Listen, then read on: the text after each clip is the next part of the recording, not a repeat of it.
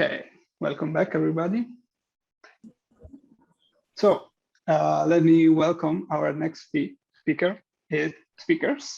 It's Matteo Mucci and Francesca Di Mari from Sketchin. Hi, guys. Hi, how are you today? Very fine, and luckily we just stopped the fire alarm here in Tag, so we can go easily because before it was slightly noisy. So very good sign. So we have everything's okay so far. Fantastic. So the title of the talk is Me, You, and a Zoom call in between, a brief reflection on usability, new citizenship rights, and forms of digital welfare. But I'll let them present it to you. The stage is all yours. Okay. Now I'm sharing my screen, correct? Yes. Perfect. Okay. Putting into presentation mode. Give me a second. And go. Okay. Now you should see the screen, right? Yes. Okay, fantastic. Okay, what were we talking about today? We have about 30 minutes with me. There is Francesca. I'm Matteo Mucci, strategy director from Sketching. So let me list basically the point that we are going to discuss together with you. We are going to share with you our salutation, childhood, then understand how awkward this, from a technology point of view, was this period, and how we felt stressed, depressed, and even bed rest during the pandemic time. Then we will discuss about people and digital, and it's not always a match like me and you, probably, not to spoil anything. So we will let go throughout the target, specific target that was left behind during the pandemic period. We'll focus on opportunities and threats, and then we will discuss about design constraint and this creativity, and how does it impact some categories, particular students, seniors, and tennis player. We will see later on what we meant with that. Then we'll have the final stop, and last but not least, the fantastic opportunities for all the designers who are now taking part of this amazing event. So without further hesitation, I'll move forward to the next slide. Just an introduction. I already said before, I'm Matteo, Sketching Strategy Director, and with me, Francesca. I'm Francesca. I'm Head of External Communication in Sketchin. Then let's go. Yeah, exactly. So as I said before, please take a seat, sip a glass of water, fresh glass of water, relax yourself. Our journey is about to start. Okay, we want to be extremely honest each other. The last 18 months had been a completely nightmare. Everything was messed up. And as you can see with this OCD gesture of cleaning the surface of our smartphone, not to have germs on the surface, we can easily say that this last period was very, very stressful and fatigued. We felt ourselves dazed, confused. A lot of us felt lonely, stressed, frightened. Sometimes we felt hopeless, sometimes without any clue, joyful. And last but not least, unfortunately, people like me found themselves with love handles around these hips, so very depressive. And in general, we didn't have the chance to wear nicely, but we will dress always leisure well. But above all, I think, Francesca, that above all of these flows, the most relevant one is the technology awkwardness that we experience in our life, in our everyday life.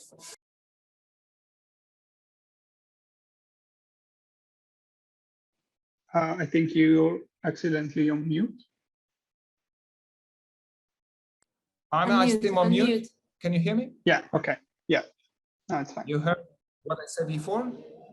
Yeah, okay. Nope. So we were about technology awkward moments. And for sure, we had some, highly skilled professionals that had some troubles with filters. In this next video, we will see something very, very naive and funny, but at the same time, something very frightening. So here's a short video.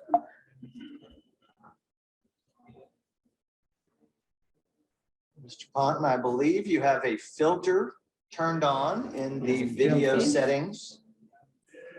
You might want to can you hear me, Judge? I can hear you. I think it's a filter. It is, and I don't know how to remove it. I've got my assistant here. She's trying to, but it's not a kitten. I'm prepared to go forward with it. I'm here live. I'm not a cat. Yeah, he's not a I cat. can see that.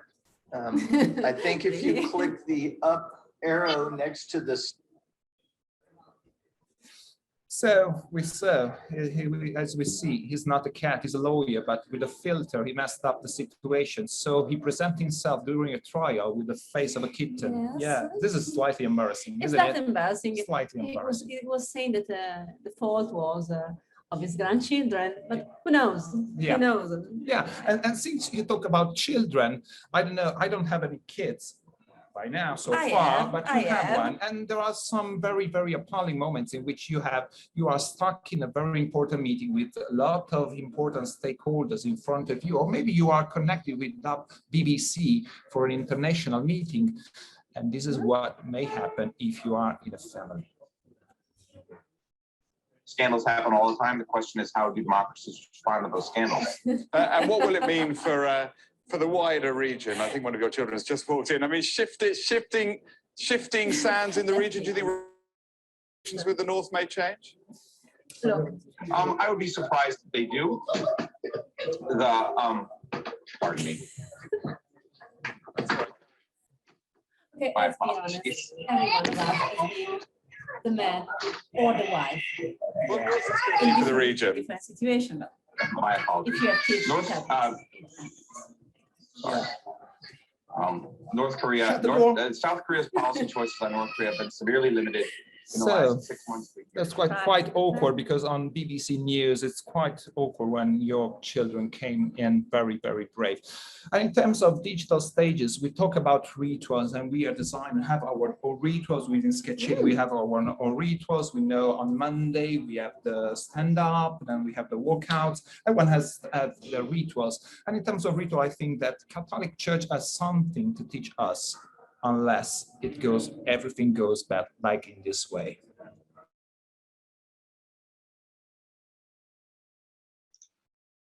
Welcome back. Yes. Can you hear us? Yeah, as said, we are unprepared to technology constraints. So You have to share them. yeah, let me share again my screen. Confirm that you can see my screen, guys. Can you? Yes. Francesco? Okay. As you can see, we are all unprepared, because in the end, the majority of us is unprepared to cope with this new hybrid and technology-led normality. This is what we discovered during the last 18 months. And we had many examples, and ourselves, we just demonstrated we are unprepared. So, question that we ask ourselves, between people and digital service, it's always a match, like in Tinder. This is the question that I want to share with you. It's always a match with digital and the people. Well, not really. Something happens in between. As designers, we have this period arises a lot of questions. Mm-hmm. Well, how can we fill the gap between the digital features and the widespread lack of competencies? Yeah, that's one question. That's one question. And, the complexity increases week by week, day by day. Yeah, how can it's a mess. It's a mess. It's completely a mess. How can we cope with this complexity? Yeah, this is another challenge. I think it's very relevant to cope with. And are you sure we are aware of the opportunities we can grab, or otherwise the threats we can face? Yeah, threats. Yeah, that's a good point. That's a good point. And who's left behind? Let's talk. Well, we've seen people, cats and kids and masses and whatever, but who's left behind? Who's been left behind? In terms of target, you mean? In terms of targeting. Who's left behind? Who is left behind? Yeah, I have some clues about that. Well, in Italy, seniors. Yeah, the one for sure, one target. Yes. Even though they succeeded in coping somehow. Well, let's see. My mother. Yeah. What's her name? Daniela. How old is My she? mother, 74. Okay, 74. Daniela's 74. Yeah, it's not tell her polite, that. but we are quite. During the pandemic, she learned how to use Amazon app. She shops on Zalando, Oh, wow. and she used to use the her phone just to call me or call a brother. So during the pandemic, she started learning how to cope with it. Yeah. She learned. Okay, it's always difficult. She asked me a lot of questions. She not always succeed in this, but Italian grannies, as my grandmother, learned how to shop online. Yeah. There was a huge Mm, spike during the pandemic with definitely, e-commerce, for definitely. instance. But they are not always completely aware of what's going to happening behind the scenes, the threats they can face. You know, during the pandemic, we were always at home, so burglars have difficult moments, but cybercrimes increased a lot. I heard that. Cybercrime increased a lot, massively in Italy. Yes. Even though the other crimes slightly decreases, cybercrime huge Someone spike. says that a cybercrimes occurs every 2 seconds. Wow. One Really? cybercrime per 2 seconds. Oh, A lot. Every 2 seconds, a cybercrime Yes. attack. Yes. And how can we cope with this? Because there are opportunities, but there are also threats. It's a good question. You know, there is a huge constraint. Mhm. The use of the technology availability, security threats, or cyber threats. There are a lot of constraints. How we cope with this as human beings, with our creativity. Yeah. And during the pandemic, we saw we have some example about this endless creativity, and we want to showcase with you our guys. creativity or skyrocketed. You know, as we have always needs that needs to be solved, and during the pandemics they became even more urgent. So how can a lot of people became less wealthy during the pandemic? A lot of people lost their job during the pandemic, and many people couldn't afford the basic shopping. So how can solve this problem? A friend of ours, you know, Alberto, decided to create online services to solve this problem, inspired by the suspended coffee. Was so common the Napolitan suspended coffee. When you offer a coffee for someone who will have and you offer a grocery shopping to people who can't afford it. It was a service completely anonymous because you are ashamed to say, I can't afford food for my family. Of course, you can't. This service has been so successful that the city of Milan adopted. It was born in an area of Milan which is called Nolo. North Roleto. And then the city of Milan adopted this, and spread it. Yeah, that's massive. Any other one like this one? Let's talk about children. A lot of people have children at home because the schools were closed. Like me. And Italian families usually have one computer per family. So how can people who don't have enough devices to allow their children to have online education, how can they manage the situation? And a group of engineers said, okay, give us your obsolete devices and we give them to the school, and people who can have enough devices can ask the school to have one, to borrow one. To receive one. Yes, so to receive one. Massive. Let's talk about seniors. We were talking about seniors before. Usually they feel lonely, and even more during the pandemic because they can't visit their sometimes I feel myself lonely as well. Me as well. And supermarket in Netherlands created recurring problems. I'm sorry, you froze for a little moment. Sorry? You froze for a second and we didn't get the slide. Can you hear now? Can you hear now? Yeah. Now we can. Talking about these lonely cashier that was created in Amsterdam. I was asking Francesca if she's keen to go to this shopping mall where you have basically to talk instead of pay and go out. Definitely, because I like talking. I know you like talking. A lot. Yeah, I know. Or well, you said that during the pandemic you were very poorly dressed. Always in leisure wear. We got fat. I got fat for sure. Me too. And sometimes you need a makeover. I desperately need a makeover. And I need a makeover as well. And I discovered that there was a service where you can book a beauty consultant for an hour. You can have a Zoom call with a beauty consultant. Like the one we are having right now. Yes. Yeah. And what do you do during the makeover call?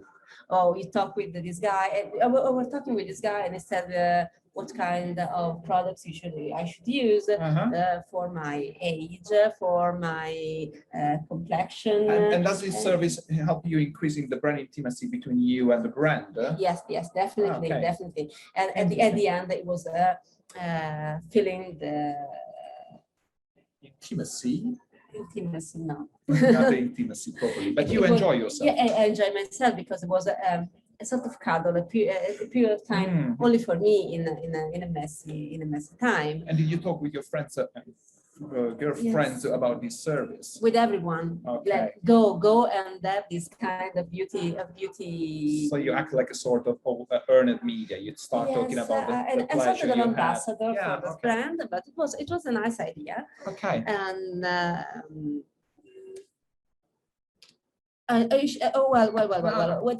wait. I think you should know about this. This one? This one. Because took place in Liguria. Okay, where I'm from. Yeah. Well, we are very creative. We are very stingy, but we are also very creative. Well, there are, maybe you heard about these two girls that are tennis teammates, and they couldn't play anymore, but they are neighbors, so decided to use the space within the buildings as a tennis court. Wow, fantastic. And before the paddle, and they played on roof to roof, and it went viral, and Barilla heard about it and asked Roger Federer to play with them. Play with them. It was so. That's very emotional. Yes. If you have kids, also if you don't have kids, it's very emotional. Yes. And since you mentioned emotional and the fact that I'm from Liguria and I'm also likely to play sports, there's another story that really struck me during the Olympics and Paralympic Games, and it's a story that involves a guy named Matt. And Matt was born in Kansas City, and one day Matt decided to go to a sportive equipment store to ask for a bow. He lived in Kansas City, in a very wild area of America, full of woods, and he's into hunting. His father is a hunter, and so also Matt wanted to try hunting. And so for this reason, he asked for a bow. Hunting with a bow. Yeah, hunting with a bow. Yeah, hunting deer with bows. So he's very talented with that. Medieval. Yeah. But so he went to this shop and asked for a bow. But when the clerks in front of him saw this guy, I don't know why, but he asked, how do you think you will use this bow? And the answer of Matt was very, very straightforward and very, in a certain way, designy. I don't know, but I will find a way, sir. I will find my way. And you're curious to hear this because his name is Matt Stutzman. And if you are into sport, the way Matt found to use his bow is absolutely unbelievable and incredibly emotional, because this is the way that he found. Because Matt was born without arms. Since he was born, he had no arms. But his parents decided not to change the world because of his handicap, but give him the possibility to cope with the world with his handicap. And he found his way. He wanted to demonstrate he had the ability to provide hunting with a bow, and he found a way to use the bow with his feet instead of the arms. And thanks to this inner ability that he developed, he was able to win gold medals during the Paralympics game in 2016 in Rio de Janeiro. So another example of creativity, of design that overcomes the constraint, to me, that is something that I find very, very political in terms of justice. This is what happened on the borders between New Mexico and America during the Trump-era. So what happened basically, sorry if I go with this, but we can discuss on it, but you know what Donald Trump professed during the last period of his government. He wanted to create these barriers between the borders of New Mexico, and a lot of migrants were split, families split, kids were split from their parents. This was an appalling, a very emotional moment. But what I found incredible is the ability of designer to transform a barrier into a game. Yes, a group of artists choose to turn this dividing wall in a playground, allowing children playing on a swing, across the border. And I think it's extremely powerful because it's sort of a threat to the power. You divide us. Because they hack the border. They hack the border. Yeah, this is something that we do as also as a designer. We hack the system. We change the constraint into possibilities. Yeah. We use the constraint to develop an opportunity. Fantastic, fantastic. So instead of keep the people separate, they create a playground in which people can see each other, talk each other, play each other, and start knowing better each other. That is a massive, massive thing to do. So this is an inspiration. So Francesco, I kindly ask you, do we have enough time to spend a little more words about these? Because we can go, do we have time? Yes. Okay, because basically, more or less, throughout this journey that was stopped, there was some unexpected stop due to lack of connection and due to our unpreparedness toward technology. We hope that you all enjoy the emotion and the inspiration that we provide. But before the last shot, the last thought, we don't want to provide you any kind of answer or any piece of advice. We prefer to leave you with some question, open question that can spark a discussion. And we hope that you can come back to us, Francesca and myself. You can Google us. We are everywhere, basically on social media and whatsoever, to foster the discussion later on. So in terms of questions, we would like to ask ourselves first, and you as well, what topics related to inclusion. How can design boost inclusion? Can design boost inclusion? Because for ourselves, the answer is absolutely yes. And how many of us during our project use an inclusive design approach, an inclusive design from the beginning, and how often do we include extreme personas, for instance, in our design process? This is one of kind of questions that we would like to share with you in terms of inclusion topics. But also, Francesca mentioned before, in terms of welfare state and accessibility.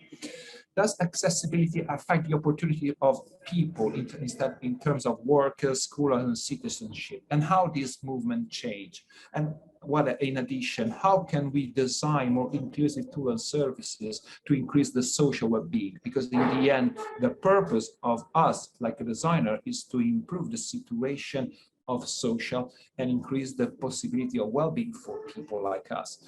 And the last one. Yes, I'm a sociologist, and so I'm very interested in this nuance. Is, in the end, accessibility is an emerging citizenship right? Yeah. Well, do you mean that a graduality in the access means a graduality in the participation? Yeah.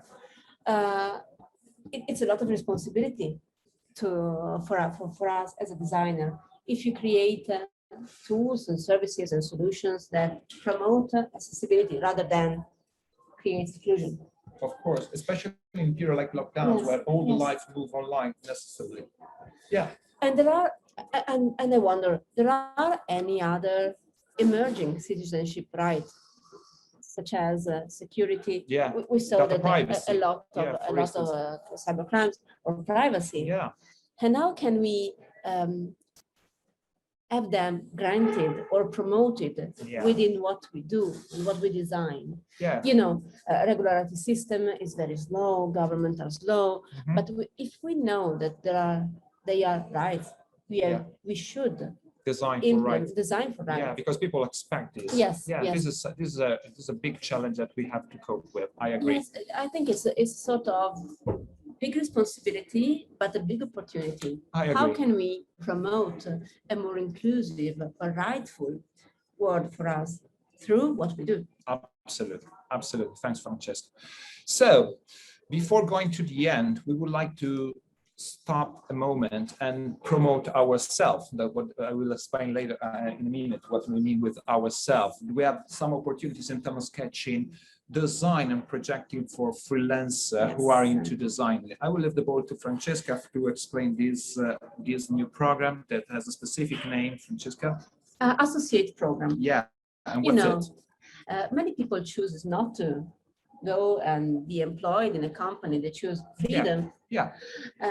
And we want to, and we as Sketching, sometimes employ their skill. Yeah. But we are Yeah. mainly service designer, product designer, visual designer, and experience designer, and so on. But there are a lot of skills that we don't usually have within our teams. Yeah. And so we created this program to gather this kind of skills around us. Yeah, a lot of participation, a lot of freelancers, okay. giving a lot of rights. I mean, yes. When you become an associate, you become a sort of trusted collaborator or trusted partner of Sketchin. You have a trial period, and then you can name yourself as a Sketchin associate. Yeah, you're part of a family. You're part of the family. You can, we have fair payment condition, of course. But you can also join our meeting, our learning opportunities. You can go to our parties. Okay. I was interested in the parties. Yes. Okay, they can join our parties as well. Yes, that's massive. That's a massive one. I might have a think about this associate program for myself as well. And if you want to join, there is a web page on our website. You can go there and apply. Okay, and I think that many people, and Francesco, I include you as well, are wondering, okay, but how many people are in Sketchin? Well, I don't have a clear answer to this point 100. because I'm not from HR. Yeah, I know this 100, but more or less, we recently have our event and we took this picture in which we all raised up our hands and say you a big thank you. And this is what we want to share with you as well in this moment. A big thank you for your attention. And for myself, and I think from Francesca as well, it was a pleasure to speak at the food event here in Milan. And fun also. And we had a lot of fun, despite the technology awkwardness that we experienced. But this is what we experienced, everyone had. So we basically finish our speech. We want to say a big thank you. And if there are any questions, we will more than pleased to answer. Thank you. Well, first of all, let me thank you back for joining us. Matteo and Francesca, it was truly an amazing speech. Let's see if we have any questions.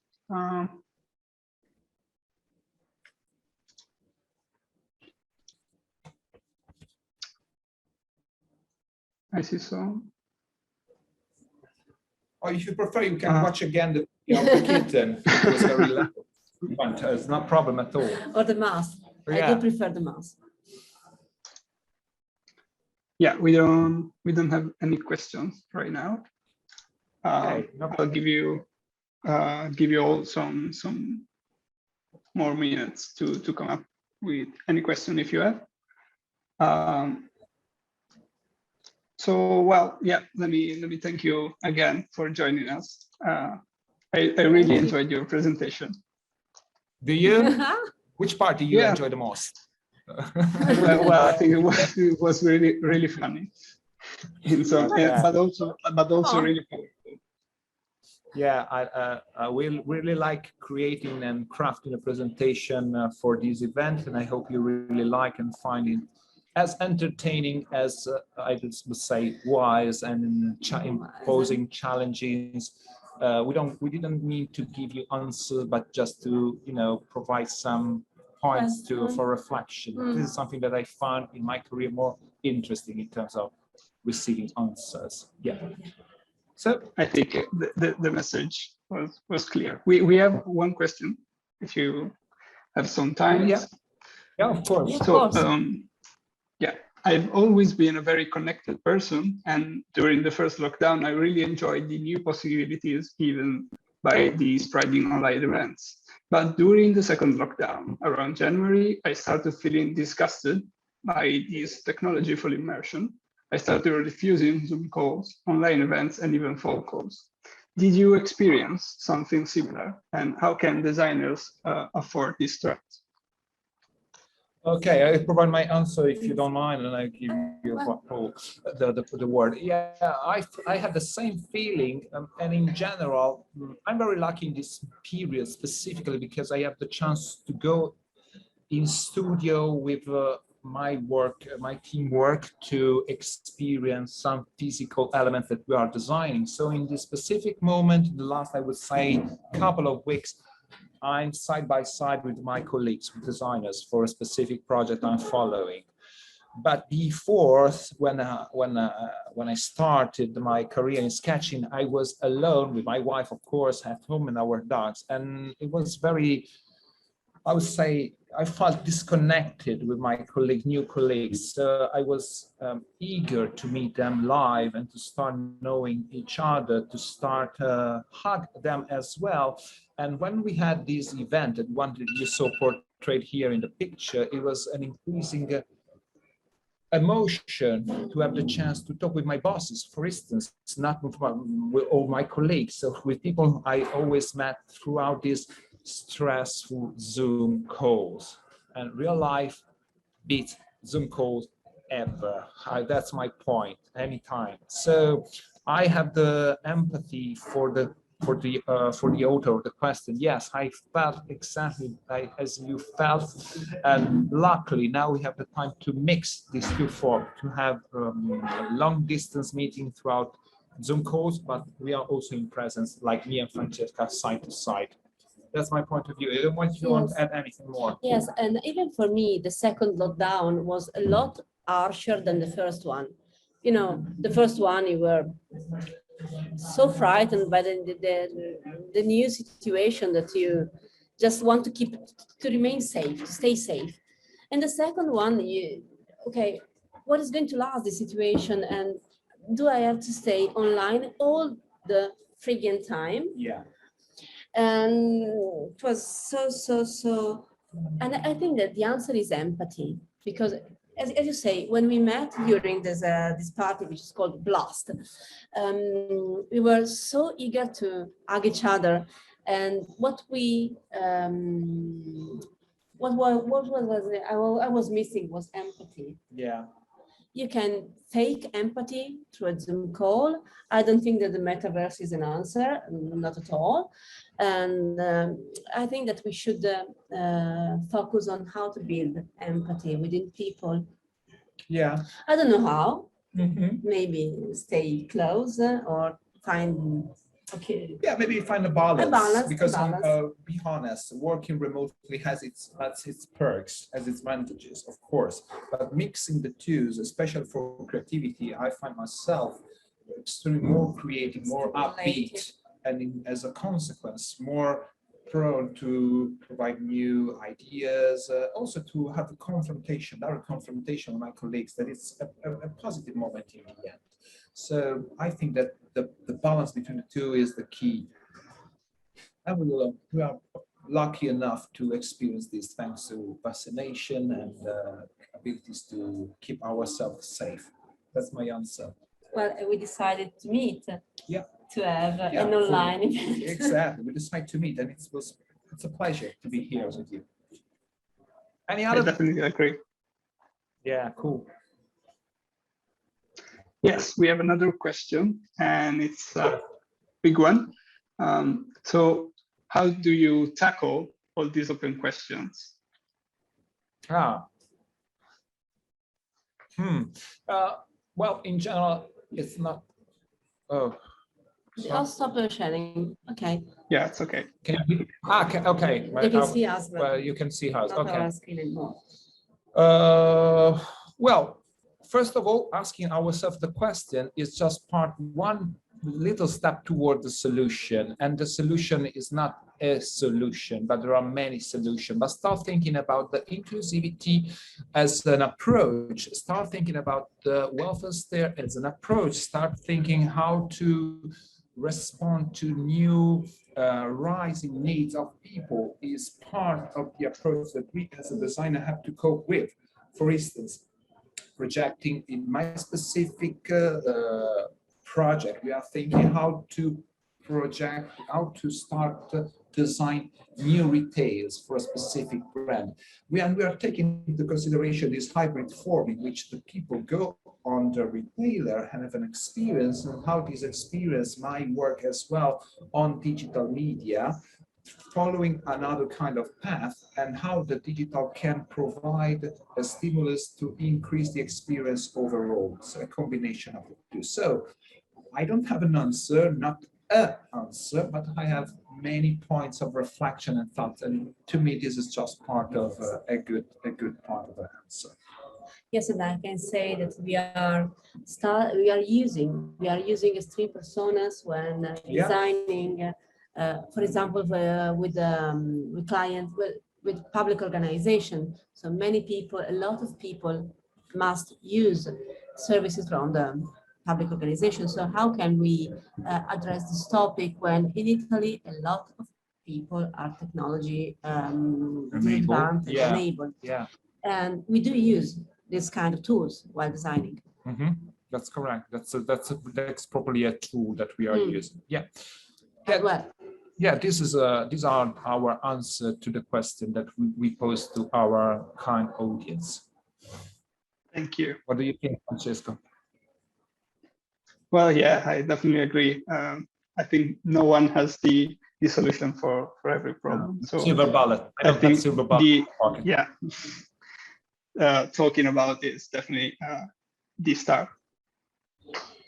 Okay, thank you so much. I think that we don't have any more questions for you. So let me thank you again for joining us. It's been a pleasure. Yeah, we have as well. One other question. Come on. They were not shy, as they tend to be. They're extremely interested. They need some time. Yeah, they need some time, like everyone. Okay, what's the last question, Fra? Okay, ciao. Since we are working more and more remotely without really having the real engagement with people, do you think it's possible that we design something less humanly and more in the future? So I couldn't hear you very well. Come again, please. Okay, let me repeat.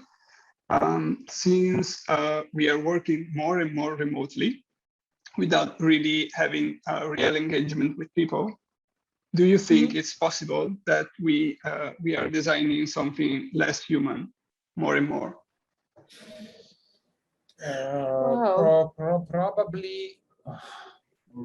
My gut feeling is that we are designing with less creativity, but the less of the creativity is the consequences of the fact that we are not together. We don't have so much interaction, physical interaction, real interaction. And above all, one thing that I think that in terms of gap, we were talking about gap before, digital as at the moment does not allow the serendipity.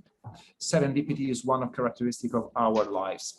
How many of us has a specific twist moment in which their life changes because of fate, of something of unexpected?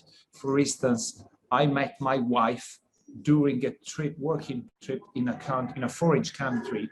Without that trip, I wouldn't have met my wife. So the serendipity is something that completely lack in terms of digital environment, because digital is projected, is designed step by step. If we get rid of serendipity, a huge part of creativity and our ability also to cope with difficulties and opportunities change. So I see this as an answer to the question of our kind friend who asked that. That's my point of view.